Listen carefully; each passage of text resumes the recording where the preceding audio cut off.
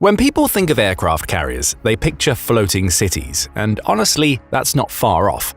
The US Navy's Nimitz-class carriers come with a crew ranging between 5,000 and 5,200 sailors, 3,000 to 3,200 in the ship's company, 1,500 in the air wing, and 500 others. Ford-class carriers are designed to operate with about 600 fewer crew members, thanks to improvements in ship design, which allow the air wing to do the same work with fewer personnel.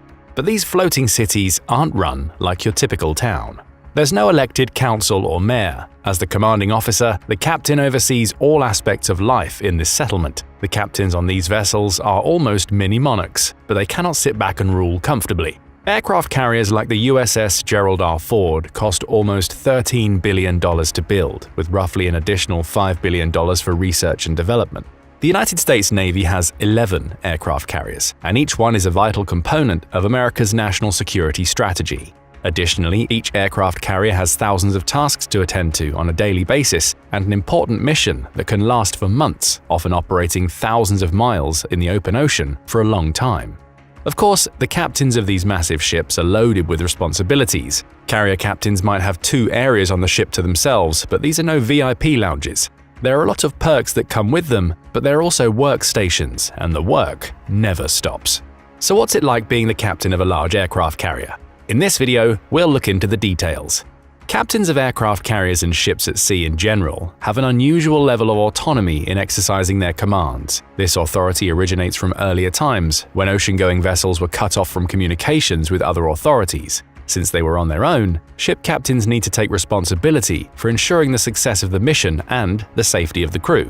Although modern communications technology has reduced this isolation, it can't erase geographical space. Naval ships on deployment are still separated from their home bases across a span of thousands of miles. Even with modern communications, there will be developments that require instant attention that higher authorities will be unable to respond to. Only the ship's captain can deal with such things on the spot.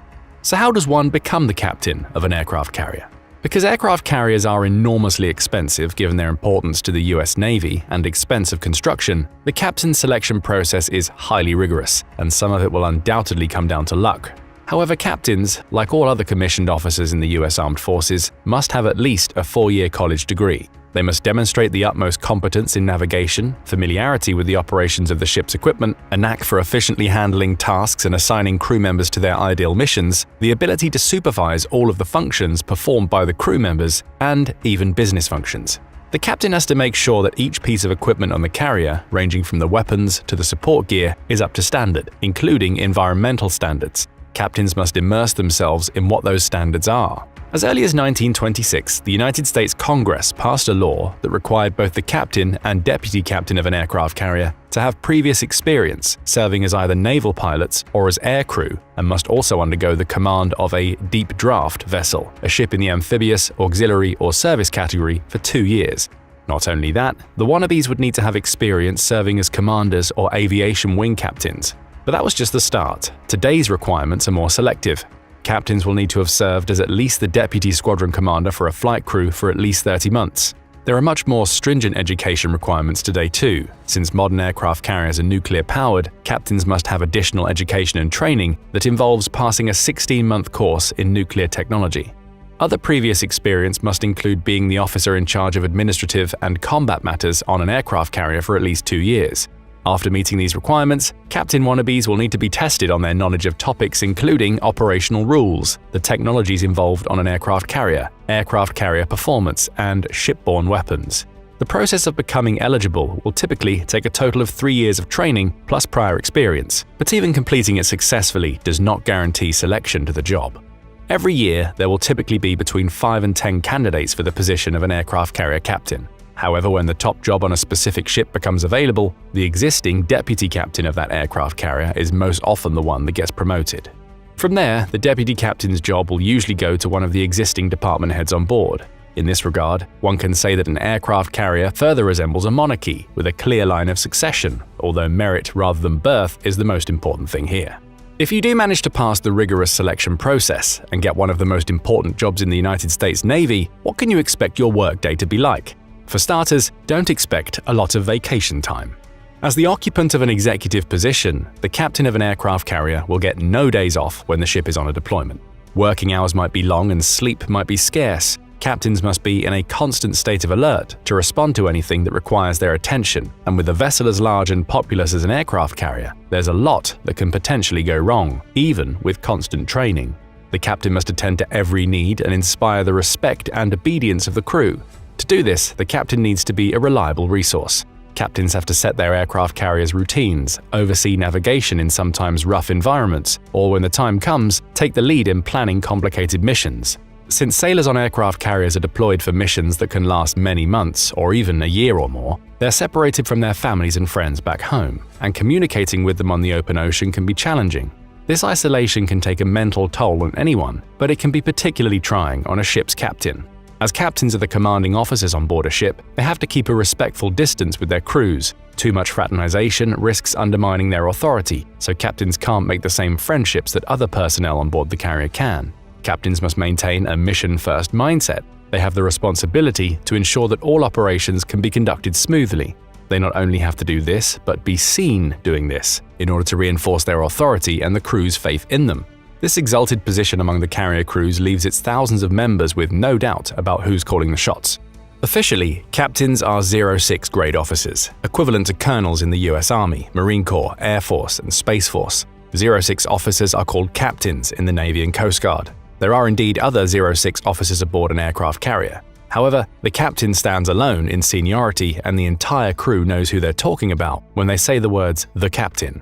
Aircraft carrier captains who have particularly distinguished themselves can even be promoted to the rank of Rear Admiral, which confers command of the entire formation around the aircraft carrier to its captain. The captain has two quarters on a Nimitz or a Ford-class carrier. The first is a small stateroom near the bridge. It has a workstation and a bed to catch a few extra winks if time allows. This stateroom is not unique, as other high-ranking officers have their own such quarters, although the captain's has the benefit of being a little bigger. This cabin serves as something like a forward operational command center as well as a place of refuge. From here, the captain can quickly respond to emerging developments. The captain's main quarters are located deep inside the ship, usually on the 03 deck, which is toward the middle of the aircraft carrier's 18 individual floors. They are strategically placed, being protected from external threats while also being close enough to important areas to ensure the captain can get to them easily. Almost all of the important control systems on a Nimitz or Ford-class carrier are located below the flight deck. The only major workstations on the bridge or superstructure of a modern carrier are the bridge, chart room, radar and surveillance systems, and the flight deck control room. For example, the catapult piping launch room, which assists aircraft in their launch, is located beneath the flight deck. There is another room closer to the captain's quarters that controls the catapults. These are placed to be protected from enemy fire. When not having to leave them to go to an important station, the captain lives within quarters which furnish their occupant with the respectable perks that come with such a demanding job. The quarters are generally spacious, with some sailors likening them to fancy hotel suites. They are significantly larger than any other quarters on the ship. Enlisted personnel and even junior officers on an aircraft carrier live in communal quarters with little or no privacy.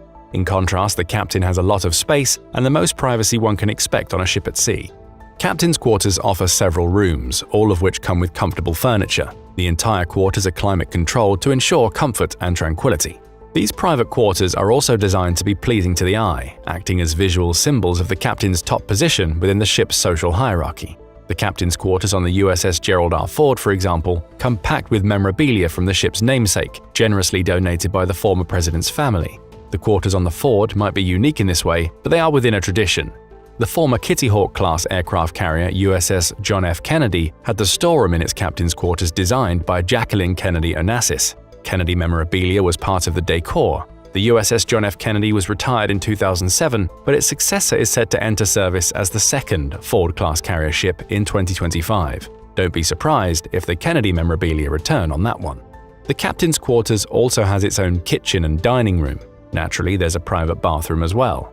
Being at sea for long deployments is a particularly tough assignment. Because of this, sailors get compensated with more delectable food choices than is typically the case among their comrades in other branches of the armed forces. The Navy has the best cooks in the military, and the captain gets the best choices those culinary masters can serve up. Captains on aircraft carriers can choose to eat in the common dining areas or in the officers' mess, but in their private quarters, they have the privilege of choosing the menu themselves. The food served to them in their quarters will reflect their individual preferences. The captain has a team of dedicated chefs that will make sure to pay attention to the details of everything the highest-ranking officer on the aircraft carrier desires in a meal. If captains are on a specific diet, they can expect those preferences to be respected in their personal food preparation. There is a high degree of communication between captains and their food preparers about these requirements. For example, the captain might need to avoid certain ingredients due to an allergy, but it goes beyond that. If the captain is following a particular diet like Mediterranean, gluten-free, or paleo, the culinary team will meet those preferences too. If specialized ingredients need to be supplied to meet those needs, so be it. The captain can also expect gourmet drinks. The finest wines, liquors, and champagnes will be available if the captain so desires them. These meals are good enough for presidential notice. In July 1986, President Reagan met with the captain aboard the then-commissioned USS John F. Kennedy. He liked the cookies that one of the captain's chefs served him so much that he ordered that particular sailor to be transferred to the White House so that he could enjoy them on a regular basis. That might have been a loss to the Kennedy's captain, but it's an indication of just how highly prized these meals can be. Aside from the food itself, captains on aircraft carriers get personalized tableside service and other dining arrangements customized to their preferences. For example, a birthday celebration might have full-course themed meals tailored for the occasion. In short, captains on aircraft carriers can expect food of Michelin-level excellence, all as part of the job. Despite these perks, aircraft carrier captains don't get to spend much time enjoying them. For most of their time, which can sometimes include a workday between 18 and 20 hours, they are out and about, attending to their many duties, and even in the captain's private quarters, there is an unending supply of work to do. An aircraft carrier is always in a state of full operations. Like a city, an aircraft carrier never sleeps. There are important functions going on all the time. These operations can include the movement, assembly, and testing of explosive munitions, maintenance for the fuel needed for the ship's aircraft, and the all-important organization of the flight deck to ensure aircraft can take off and land safely. The navigation of the ship needs constant attendance too. It's not enough to set a course and then let things happen automatically. Weather conditions change constantly at sea. Adjustments will need to be made accordingly. Additionally, there's a lot of wear and tear on ships at sea, since the missions are so demanding. Sailors are constantly tasked with doing preventative and corrective maintenance. Aircraft need to be kept in repair as well. Any one or multiple of these many tasks happening all at once could require the captain's attention. Much like the White House, the captain's lodging serves as both a living quarters and command center to oversee all this activity. In addition to a private office, there is a conference room where the captain can hold meetings with other high-ranking officers on the carrier. A specialized communication center is there, so the captain can stay in touch with the rest of the ship at all times. The captain's main quarters serve as a place from which overall strategy can be mapped out among the aircraft carrier's top officers, called the department heads. These senior officers are in charge of each of the functions necessary for the aircraft carrier to carry out its mission. There are daily briefings between the captain and the department heads in addition to other impromptu meetings that they might require. The captain of an aircraft carrier will also typically be buried in paperwork. With so many crew members aboard, there is naturally an enormous amount of administrative tasks that need attending to. The department heads will not be able to do all of these tasks. Some require the captain's direct attention. The captain must keep up-to-date logs about the ship and crew's activities. Because it's important to keep proper records of the ship's deployment, the captain must be aware of and document everything that happens on the carrier. With thousands of crew members doing things, one can see why the administrative tasks pile up quickly, and some of them require eyewitness experience, rather than a report from one of the department heads or another officer. Then there are other, more demanding operations that could require a captain's immediate attention. Naturally, flight operations are among these. During times when aircraft are taking off or landing on the flight deck, one of the most challenging tasks in aviation, the captain is usually on the bridge, a position from which he or she can oversee the takeoff and landing of aircraft. The captain can also see the position of everyone and everything on the flight deck from the bridge. Everything must be in order to prevent serious accidents, which means the captain must survey the flight deck from the bridge, which is positioned for just this purpose. The captain will need to pay attention to all of the details happening below the bridge. In rare cases when an aircraft fails to land properly or one of the aircraft's arresting wires is snapped, the captain will be responsible for overseeing the recovery of the aircraft, the safety of the deck crew, and the necessary repairs to all the equipment.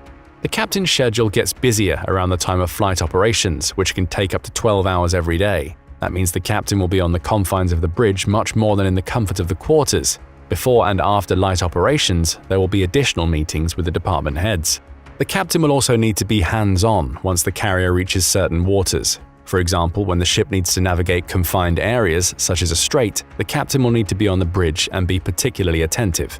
Aside from the baseline risk, many of the world's most important geopolitical hotspots are in or around straits. When American carrier battle groups go to these areas, there is always a risk that they will become targets, as seen recently when the Houthis in Yemen fired at American naval vessels in the Gulf of Aden, which is connected to the Red Sea through the strait called the Gate of Tears.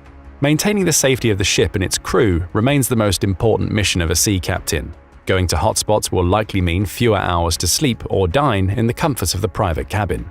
More mundanely, coming into or leaving a port is also a complicated maneuver for a ship the size of an aircraft carrier. The captain will need to stay on the bridge and oversee these operations. When one sees how many tasks on the bridge require the captain's attention, one gets a better appreciation of why the captain has two cabins, with one of them being so nearby. Since sleep deprivation adversely affects human performance in all domains, it's convenient for the captain to be able to get some in every now and then before returning to normal duties. Aircraft carrier captains are rewarded for all the effort they put in to get to their positions and the long working hours that they require. Typically, to become an aircraft carrier captain, an officer would need around 20 years of service in the Navy. With that experience and the 06 pay grade, aircraft carrier captains can be expected to make about $140,000 per year in base wages, along with housing benefits for places like Norfolk and San Diego, depending on their ship's home bases, an additional $3,100 in commuted rations, and $1,500 in family separation benefits for extended deployments. The total would add up to around $175,000 to $190,000 per year, which amounts to over twice the 2023 median income of about $80,000. The benefits don't stop when a captain finally leaves the service of the United States. Upon their departure, aircraft carrier captains can expect retirement pay, medical benefits, and other perks. They will additionally have many private sector opportunities open to them because of their experience in one of the world's most prestigious and demanding jobs. How do you think you would handle the responsibilities of being the captain of an aircraft carrier? What would your personal menu look like when you had time for a meal in your private quarters? Don't forget to let us know in the comments. Also, make sure to hit the like button and subscribe for more military analysis from military experts. Now go and check out how aircraft carriers prepare 17,000 meals a day, or click this other video instead.